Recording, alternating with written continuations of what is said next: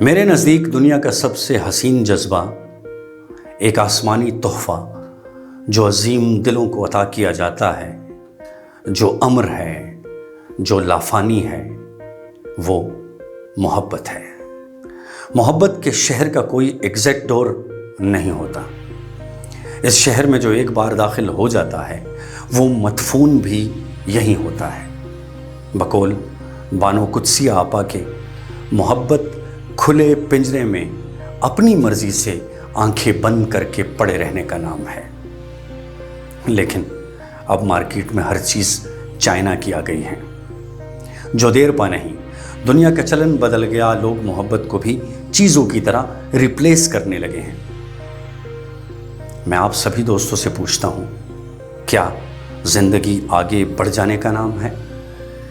کیا ہر تعلق کچھ عرصے کے بعد بوجھ بن جاتا ہے؟